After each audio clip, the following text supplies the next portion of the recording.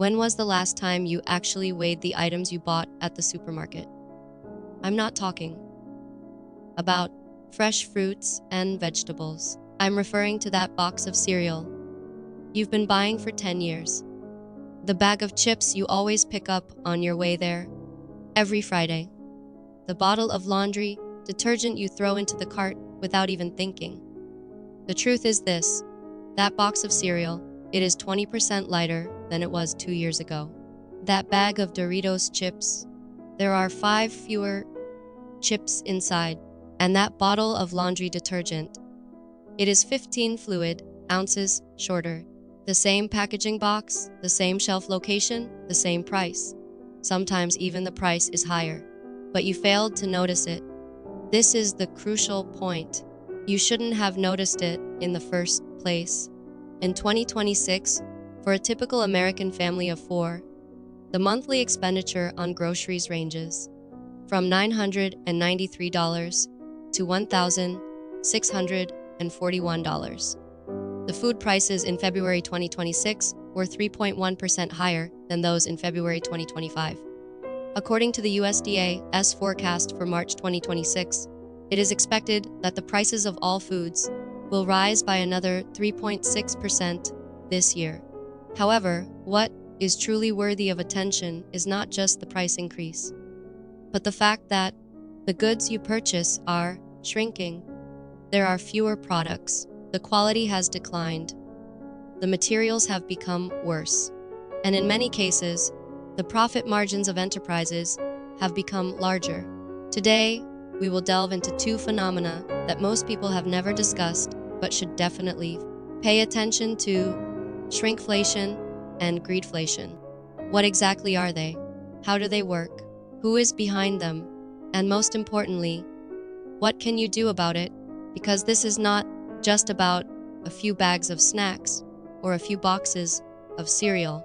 It is about your purchasing power being systematically eroded, and this erosion is happening in plain sight. Let's get started. Okay, let's start with shrinkage inflation. This is the phenomenon that is most directly presented to you, or rather, it is the one that is most directly not presented to you and is difficult for you to notice. And this is precisely where the strategy lies. The so-called shrinkflation refers to a situation where manufacturers keep the prices of their products unchanged, sometimes even raising them, while secretly reducing the specifications or quantity of the products. The outer packaging of the products looks exactly the same. The brand logos have not changed. The shelf positions remain the same, but the contents inside have shrunk. And this is by no means an isolated phenomenon. According to an analysis released by Capital One Shopping in 2025, this shrinkflation reduction in product size has now affected approximately 33% of various grocery items in the United States. Among the items you put in your shopping basket, 1 out of every 3 is quietly reducing in size.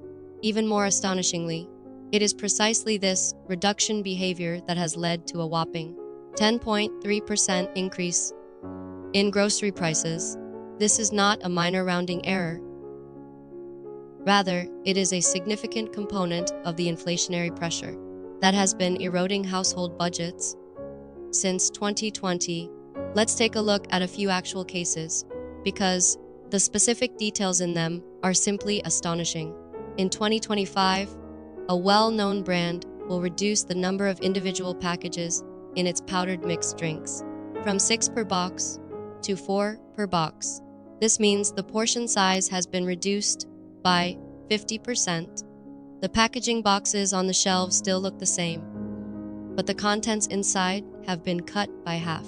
For another well-known brand, the net weight of its individual packaged cupcakes has been reduced from 12.7 ounces to 9.26 ounces, a reduction of 36.7%. The capacity of a box of liquid detergent has decreased from 88 fluid ounces to 73 fluid ounces, The weight of a bag of ordinary chocolate candies has dropped from 6.38 ounces to 5.32 ounces. And for a popular brand of cereal, the portion size in each box has been reduced by 2.2 ounces, a decrease of nearly 20%. At first glance, these figures may seem insignificant. A few ounces less here, a few tissues less there. But when you add up this shrinking effect across 33% of the goods in a grocery store, across a 52-week shopping cycle, and across the daily expenses of a family of 4, you will suddenly realize the scale of this phenomenon. What you lose is not just a trivial fraction of weight. Over the entire year, you are actually paying for products that you never received physically missing. This money is vanishing from your family budget in a way that no inflation tracking indicator can fully capture. It is simply disappearing out of thin air, and those enterprises that implement this strategy are by no means foolish. They are well aware, as market research data has clearly informed them, that consumers are far more sensitive to price increases than to reduction in quantity. A 2025 study even found that, compared to purchasing the same product at the higher price, consumers were more inclined to purchase the product with reduced quantity. Therefore, from the perspective of corporate strategy, shrinkflation, the phenomenon of price increase accompanied by reduction in quantity, is not some kind of mistake, but rather a deliberately adopted feature. This is a means that has been meticulously optimized through psychology, aiming to make you willingly pay a higher price without being aware of it or having any resistance. Snack products are the hardest hit sector of this phenomenon. As much as 38% of snack items have seen an increase in unit price due to shrinkflation. Those bagged potato chips, boxed cookies, and carton-packed biscuits, their actual contents, are suffering from a systematic erosion. What truly makes it seem covert and sinister is that this not only means the quantity decreases, but also implies a deterioration in quality. There is a term that most people may not have heard of yet, but you definitely need to understand it. That is skimpflation. If shrinkflation means that the quantity you receive has decreased, then skimpflation means that the quality you receive has deteriorated. The same packaging, the same brand, the same product name, but the intrinsic ingredients have been quietly downgraded. In 2025, a major brand of plant-based margarine, the very same kind of artificial butter that millions of Americans use every day, quietly reduced its fat content by 7.5%. This might not sound like a big deal, but when the core ingredient of a product is reduced, the essence of the product changes as well. You pay the same price, but you end up with a product that performs worse in the kitchen and cannot fulfill your original intention of purchase as effectively as before. However, the following example truly reveals the extent to which this phenomenon has developed. A major national dessert brand, well known in the ice cream industry, reduced the fat content of its products below the 10% threshold stipulated by federal law, thereby legally depriving its products of the qualification to be called ice cream. So, how did they handle it? They quietly changed the labels, renaming them as frozen dairy dessert.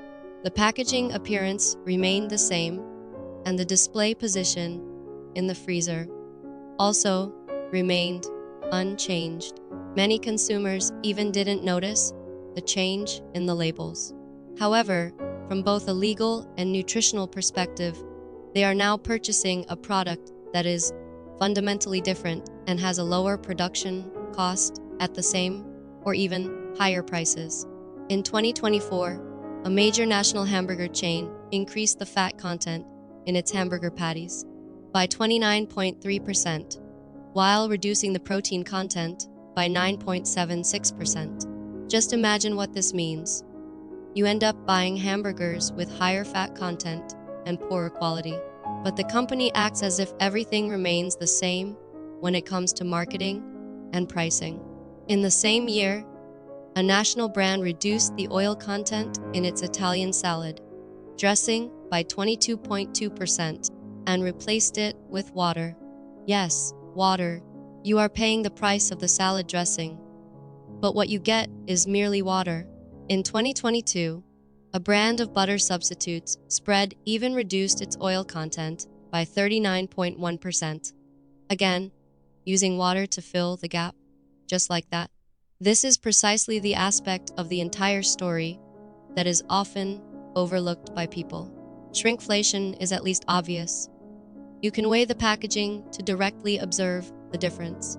Skimpflation, on the other hand, is harder to detect as it requires you to carefully study the ingredient list, compare the changes in recipes over different periods, and even possess certain knowledge of food science. The vast majority of consumers do not bother to do these tasks, and the merchants are well aware of this. Now, let's take a broader perspective, because whether it is shrunken inflation or cutting corners inflation, in the end, they are all just a strategy. They are merely means to achieve the goal. The deeper issue lies in why, and this is precisely where we enter the debate on greedflation. The greedy inflation theory posits that enterprises have been taking advantage of the inflationary environment, especially since 2020, as a cover to increase prices to levels far beyond what their actual cost increases could reasonably account for, thereby significantly expanding their profit margins at the expense of consumers. The core logic lies in this. When everything is rising, enterprises can quietly seize additional profits because consumers tend to attribute price increases to inflation rather than to their own pricing decisions. This argument is not baseless. It is supported by solid data. According to the data from the Federal Reserve Bank of Kansas City, from the middle of 2020 to 2022, corporate profits accounted for a significant portion of price inflation. An analysis indicated that up to 42% of the monetary inflation during this period ultimately translated into an increase in corporate profits. A report from the Federal Reserve itself even stated that during the period from July 2020 to July 2021, all price inflation could be attributed to the increase in corporate profits. This is an astonishing figure. From February 2020 to July 2024, the prices of food and groceries rose by a cumulative 25.6%. This increase was higher than the overall inflation rate of 21.6% during the same period. The rate of increase in food and grocery prices significantly outpaced the overall economic trend. During the same period, companies like Tyson Foods saw their profits more than double from 2021 to 2022. So it seems that the accusation of greedy inflation now appears to be well established and unassailable, right? Companies have made record-breaking profits while consumers have to pay record high prices. At this point in the case, it seems that a final verdict can be reached. However, hold on, because the full picture of the facts is far more complicated than it appears on the surface. If you truly want to figure out how to protect your own interests, you must maintain honesty and a clear understanding of this issue. Let's delve deeper into the data to see what the deeper truth really is. If we look at the top 10 global food and beverage giants over the past 2 or 3 decades, Coca-Cola, PepsiCo, Nestle, General Mills, Kraft Heinz, Mondelez, Conagra, Hormel, Tyson Foods, and Kellogg, before its split, we'll find that their operating profit margins have fluctuated within a relatively stable and fixed range for the majority of the time. Indeed, during the period from 2021 to 2022, the profit margins of these companies did experience a brief surge but then they returned to normal levels. Tyson Foods actually recorded an operating loss in 2023. Kraft Heinz's net sales declined by 3.4% in the full year of 2025, and its gross profit margin dropped by 150 basis points. By 2026, the days of the major food giants were actually not very prosperous.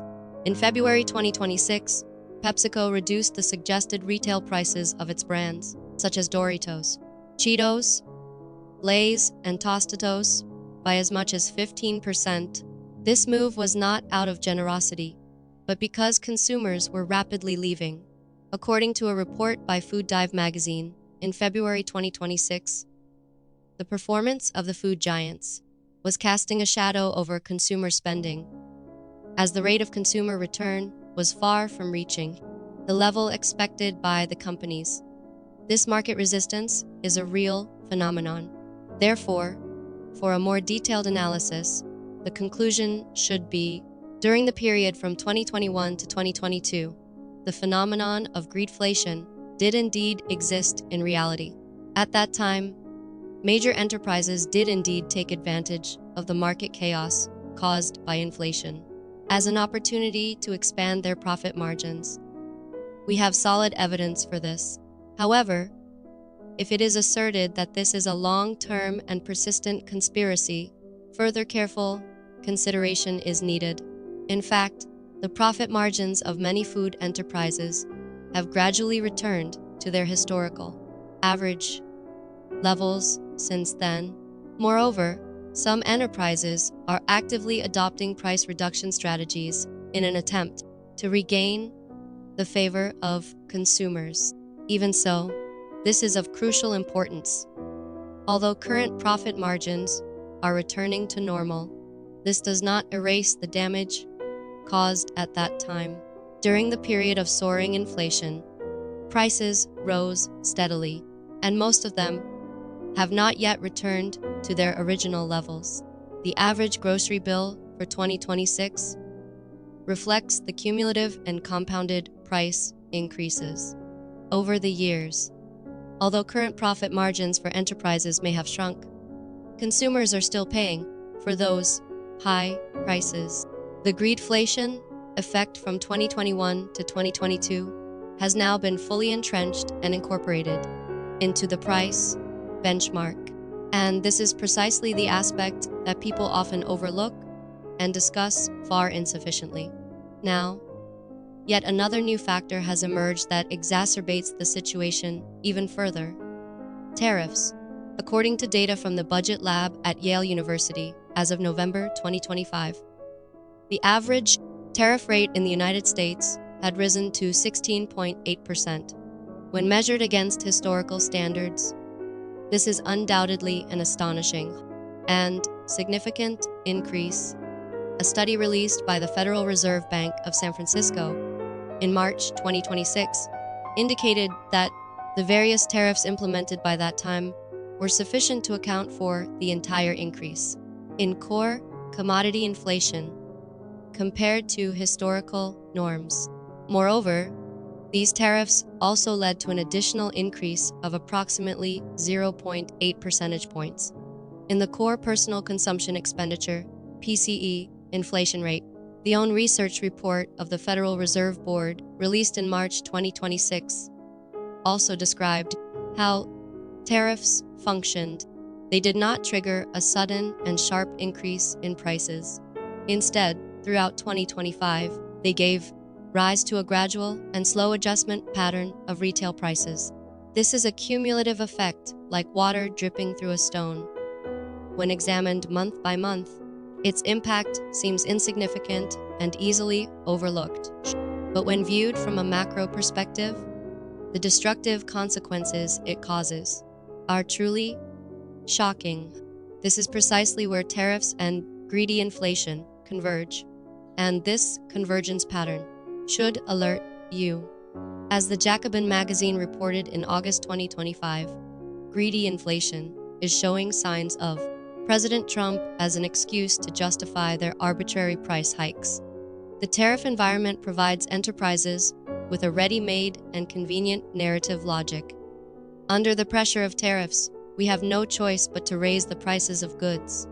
In many cases, this statement does have some factual basis. However, it also provides enterprises with a protective umbrella, allowing them to push commodity prices up far beyond the reasonable level that tariffs themselves can explain. The Tax Foundation predicts that just tariffs alone could cause food and grocery prices to rise by an additional 1.6% to 2.8% in 2026. If you add this increase to the current annual inflation rate of 3.1% for food, it becomes easy to understand why household budgets are simultaneously being squeezed from all sides. Meanwhile, the Minneapolis Fed released a research report a few days ago, in April 2026. The report stated that the level of commodity inflation in the United States is significantly higher than the recent historical average, and for those commodity categories with the greatest fluctuations in tariff levels, their inflation levels are not higher than those of other categories.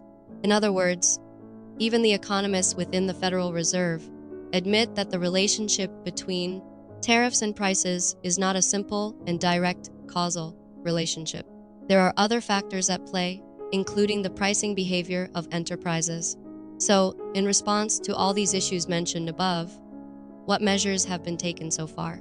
At the legislative level, although there have been some developments, it remains uncertain whether these measures will ultimately achieve substantive results.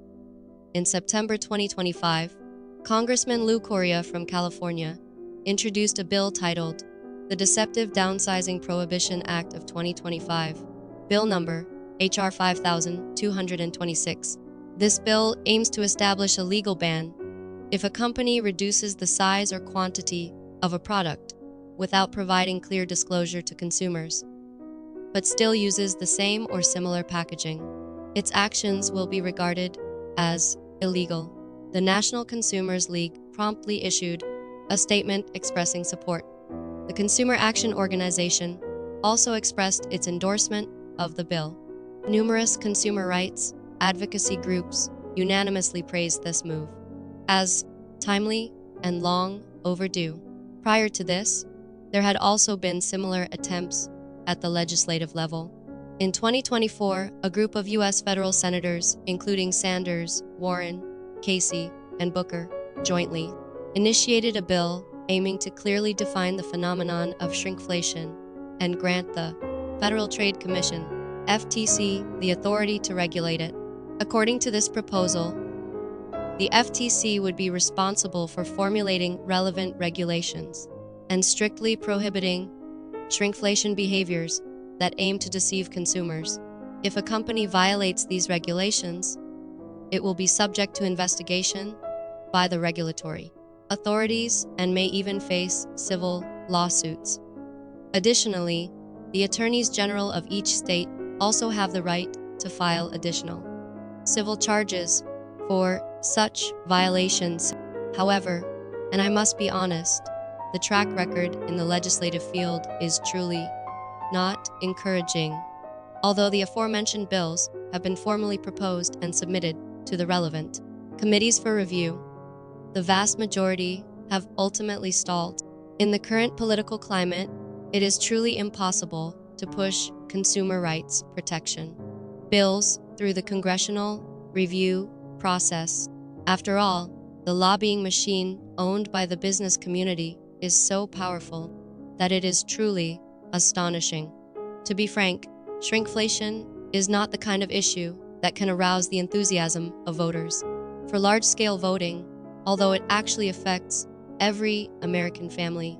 In August 2025, the United States Government Accountability Office, GAO, released an analysis report specifically examining the impact of deflationary inflation on various food items. This undoubtedly added additional institutional authority to this issue. However, authority is just that. It does not automatically translate into legislative action. So, listen here. I won't end this article by simply saying, Write a letter to your congressman. Although writing a letter may not be completely useless, let's focus on the things you can do right now that can actually have an impact on your family's financial situation. First point, develop the habit of shopping based on unit price. This is the most powerful weapon against shrinkflation, but most people ignore it. In the United States, every supermarket shelf label indicates the unit price, that is, the specific cost per ounce, per fluid ounce, or per item. Stop only looking at the price on the packaging bag and start paying attention to the unit price. This is the key to making real comparisons. A bag of potato chips priced at $3.49 and weighing 8.5 ounces is completely different from a bag priced at $3.29 and weighing 7 ounces. The former has a unit price of 41 cents per ounce, while the latter has a unit price of 47 cents per ounce. The seemingly cheaper bag of potato chips actually costs you more. The National Institute of Standards and Technology, NIST, has issued relevant guidelines, clearly stating that unit pricing is one of the most important tools in the hands of consumers. Please make full use of it. Second point, continuously monitor the changes in the packaging specifications of the products. I know this might sound a bit cumbersome, but you don't need to do this for all the products. Just select the top 10 products you frequently purchase, record their net weight or quantity, and then check them every few months.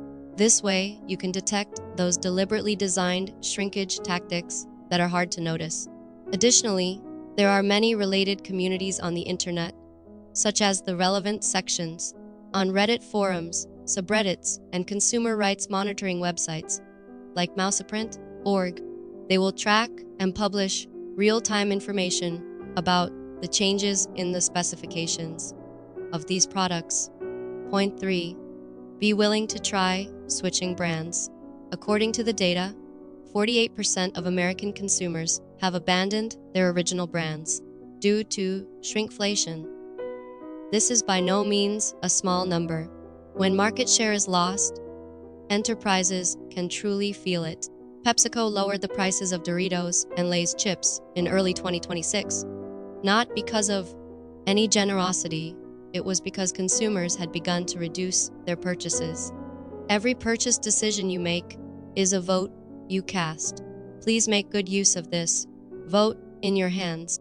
Fourth point, under the condition of economic feasibility, try to choose large packaging items. But please remember, this is of utmost importance.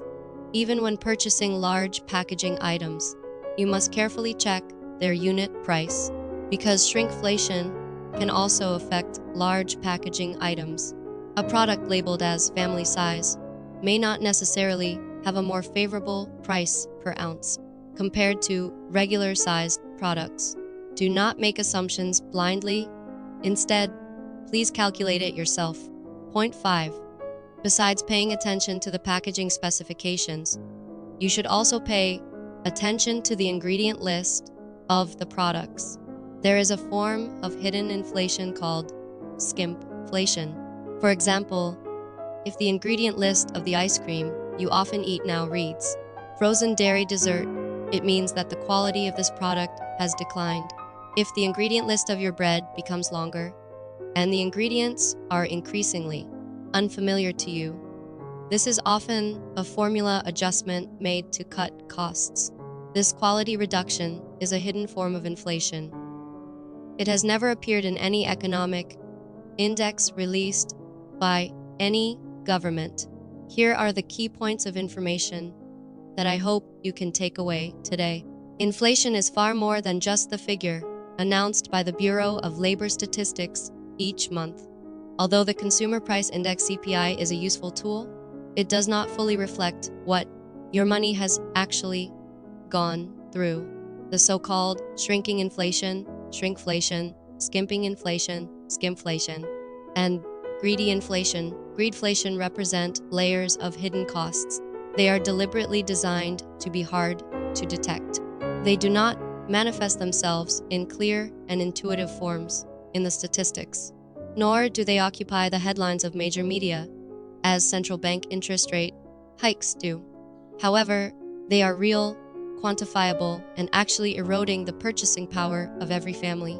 In this country, between 2020 and 2026, food prices rose by approximately 32% in total. The amount of cereal you bought became lighter. The ice cream you ate might no longer fall under the definition of ice cream legally, and the amount of chips in the bag you bought also decreased. And those companies that made these decisions while implementing these actions still earned their highest profits in history, although the profit margins of some of these companies have declined since then. The prices of goods have remained largely unchanged. The current institutional mechanisms were not designed to protect you from such infringements. The legislative process is often slow. The regulatory efforts are far from reaching the required level of intensity. Currently, the only truly reliable defense line you have is your own vigilance. Figure out exactly what you are buying. Figure out how much you actually receive. Figure out what ingredients are contained in the product. Do not give up paying attention to these details because of the temptation of short-term convenience, because this is precisely what they were expecting. See you next time.